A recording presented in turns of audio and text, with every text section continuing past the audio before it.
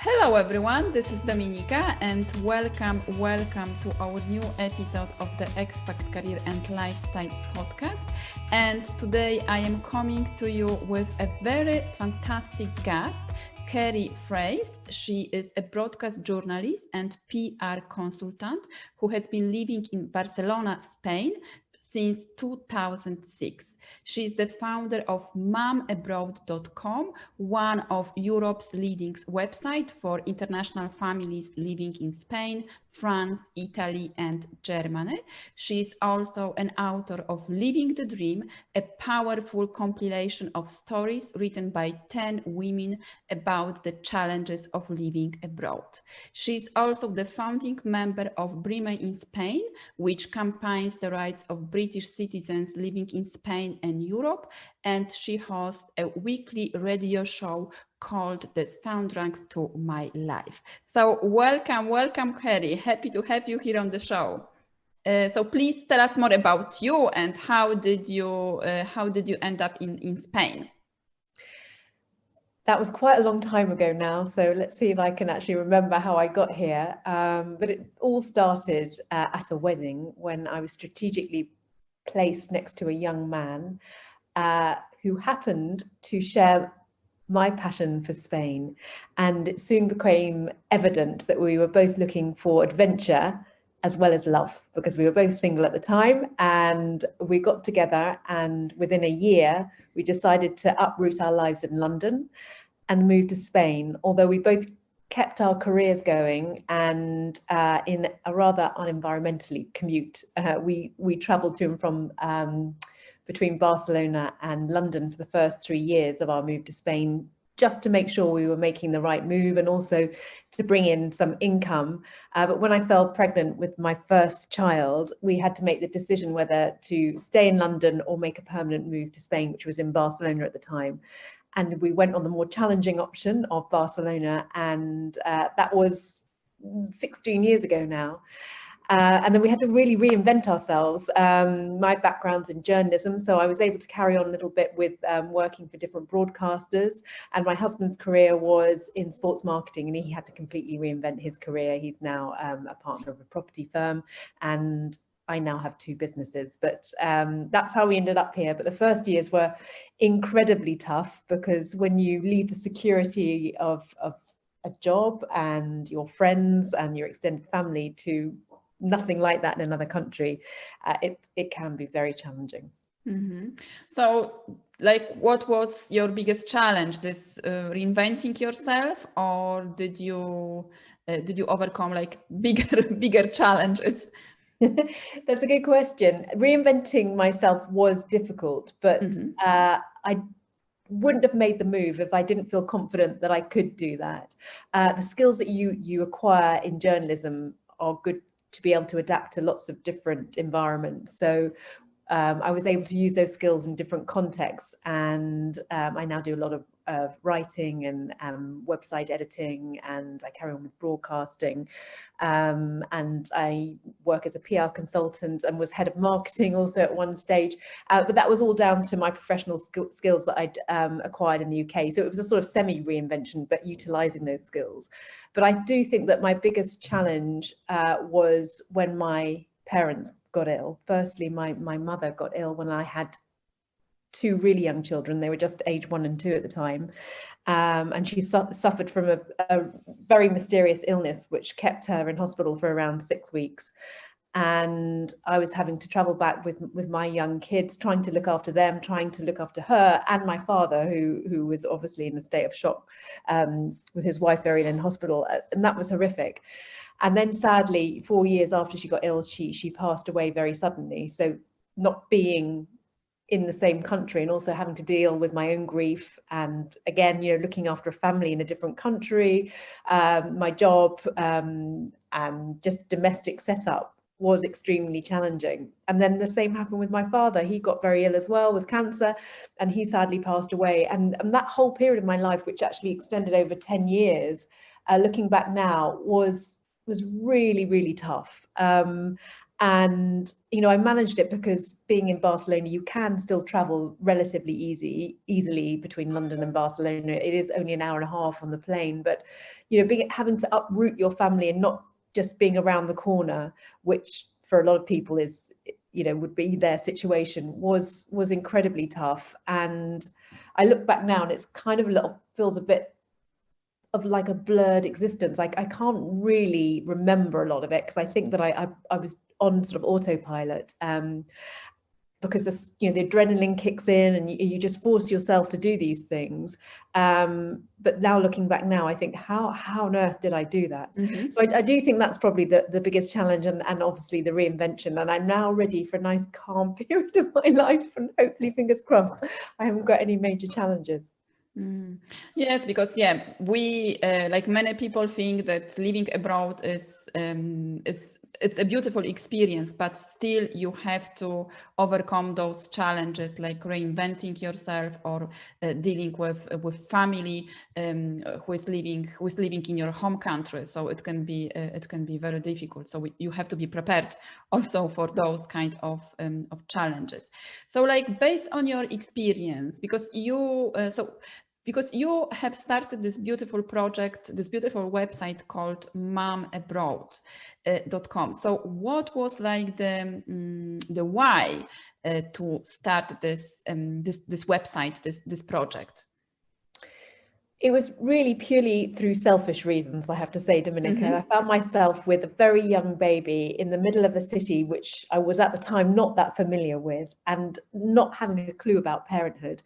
And a very good friend of mine was also in the same situation. We had, you know, I think our children were around 3 months at the time. My background, as I said, was journalism, and her background was internet marketing. So we came up with the idea that we would create a website which would offer mothers initially from the international community information on places to go with your children, you know, activities for little babies or toddlers, family-friendly restaurants, you know, services, home deliveries, all those kind of things, which coming from London, it was just so normal to have this kind of services around. But what we found that living in Barcelona is that many new mums just relied on their immediate family to look after their children, and we obviously didn't have that. So we started it, and it was initially called Barcelona Mum because it was based just around the city we lived in, but it grew organically as we realized this was a service that so many other international parents needed as well. So it expanded to Catalonia and then eventually to the whole of Spain. And now we also operate in Germany, Italy, and France. So the concept is essentially a go-to resource for parents from the international community living in or thinking about relocating to Spain, France, Italy, and Germany. And what we have on the site is that pretty much every single recommendation has been recommended, I should say, by another mum or dad. As parents, we all know that the best recommendations come from your contemporaries. So we hope that helps people when making decisions. Yeah, beautiful. Yeah, so it was like your own, let's say, a selfish idea. So I like this. Yeah, why behind starting a project or finding your calling or finding a new path in your life abroad. So like based on your experience and also running Mom Abroad, so what do you see like are the biggest challenges of moms or women, expat women moving or living abroad? There are several. As I mentioned, the extended family is one of the biggest challenges. Although if you speak to mothers in this situation, what they tend to do is create their family from their friends. So inevitably, you create your own family by your friends. I mean, you have to have help unless you're some kind of martyr. So in my situation, we would do babysitting rotas. We'd cook for one another when the kids were very young. We picked up kids from other parents' kids from schools or extracurricular activities. So that's one aspect that was very challenging, but there are ways around that. The other challenging situation, I would say, is work. Particularly if you're what's known as the trailing spouse, of which there are not so many of, but it used to be the situation where it was inevitably, not so much now, thank goodness, the man that would be offered the contract in the international company, and it would be the woman that would be the one left at home, having to sort of try and integrate and make her own friends, and not having, you know, the structure of a company environment. And that's very difficult as well. Equally, if you're traveling as a single person, or a mother as part of a partnership, but you haven't got work, finding work is very difficult, even if you're professionally qualified, because often the qualifications aren't recognized in Spain.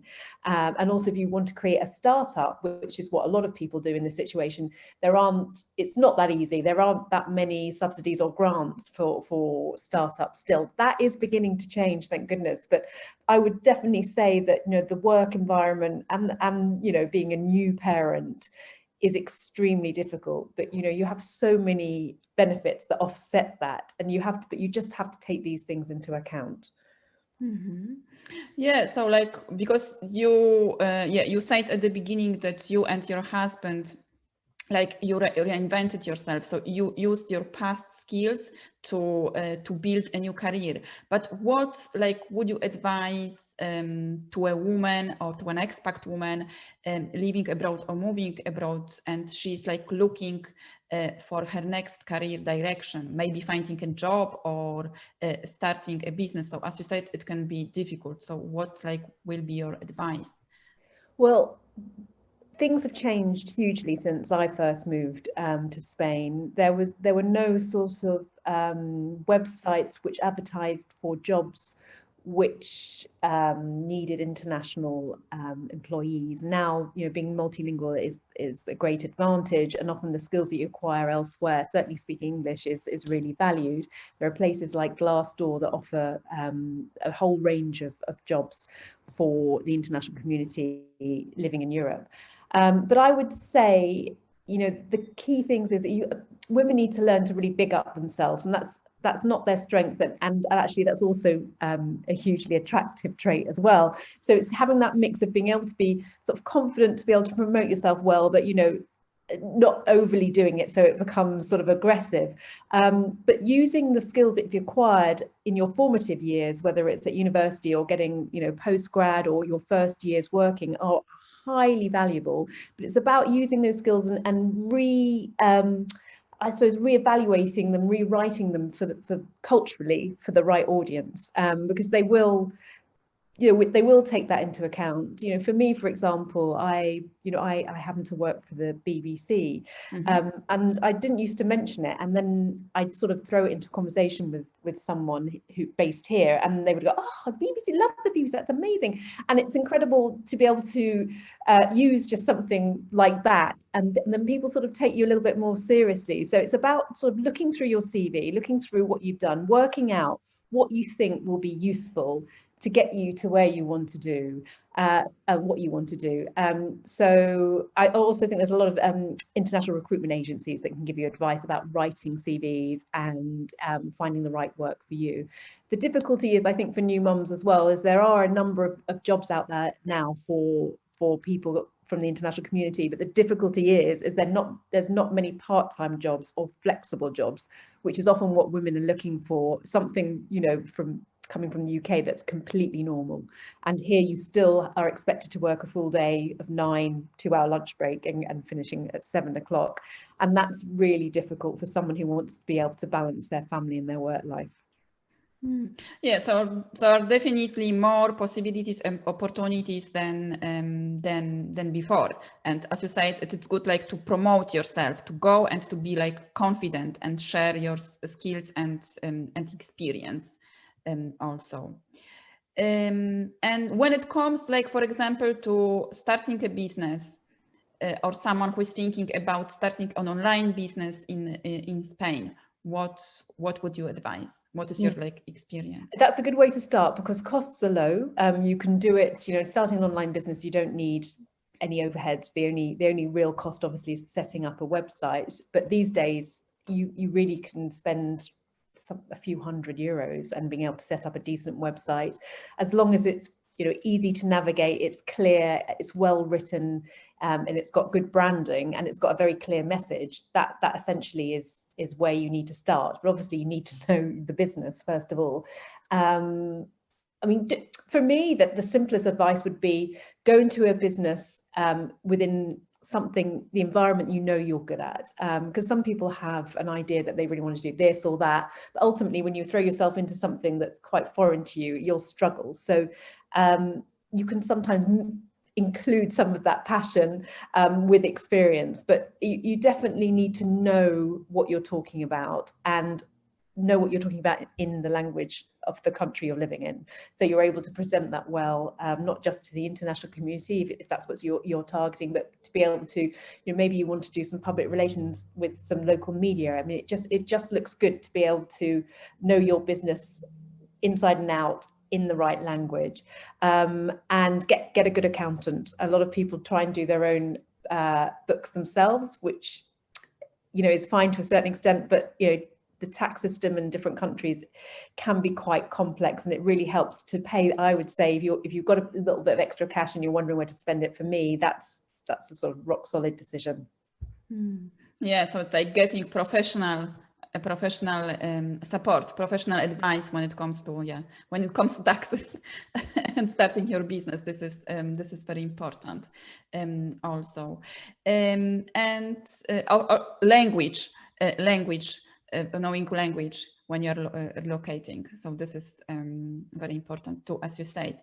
And so, like, what will be if someone is, for example, if a woman is, for example, thinking now, an expat woman or international, globally mobile woman is thinking about relocating right now to Spain, maybe because she wants like more adventure, she wants to change her life, or she's locating with her family, her husband. So what will be your advice? Is because you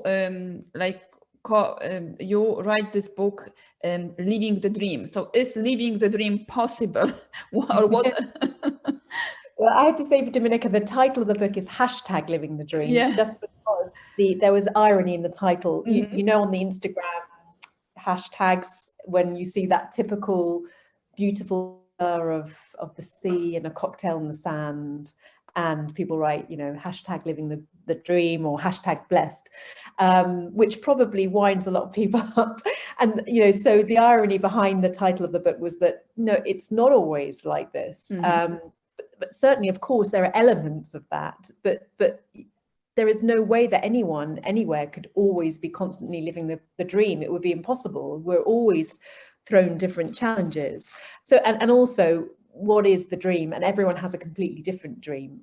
There's a stereotypical dream, which living abroad, I guess, used to be really, I suppose, geared at the retired population. So that would be, once you've done your 40 years of work, wherever you're from, then you'd go and retire. And maybe, yes, you would be sitting in a beach bar and gazing at the sea all day. But I think for the younger generation, that's not living the dream. We'd all feel hugely frustrated after a couple of weeks of doing that. So you need to be able to mix, that fantastic lifestyle element of living abroad, but also being personally challenged professionally and personally.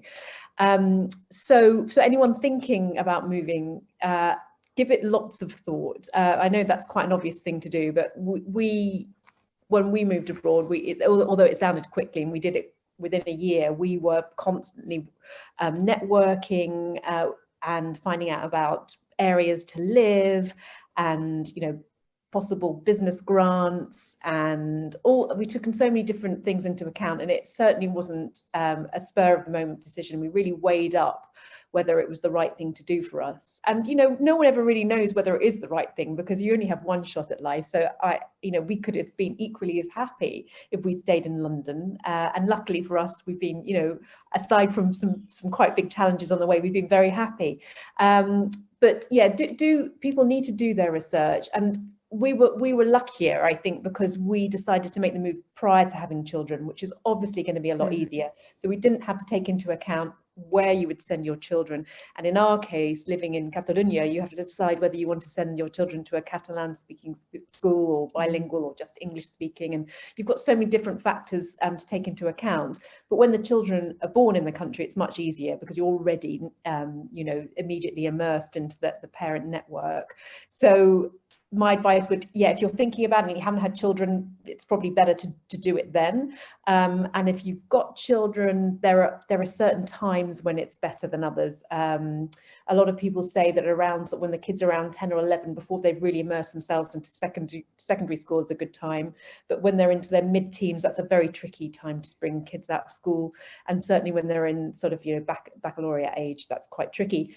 After that, so when they're at university, that's a good time for parents to think about, reinventing themselves or changing their life. Then it's a lot easier again. But it's those middle years for kids that make things difficult. Yes, there are like many aspects to think about before you move. And as you said, like living the dream, it's possible, but it's not like it's not like a stereotypical dream of person living abroad. Even, for example, as a digital nomad, because now we hear like talking about a lot digital nomads, like having this laptop lifestyle, going abroad for 1 week, 2 weeks, or like 1 month with your laptop and working from there. But there is still a lot of work behind that. So it's not like sitting on the beach, as you said, and drinking your cocktail or having fun. So thank you very much for pointing that out. So like, what are your so you are involved in many projects, but what are your plans like for the future? Actually, now you mentioned that about being different projects, I forgot to mention that. That's the other thing I would recommend to people thinking about making a move.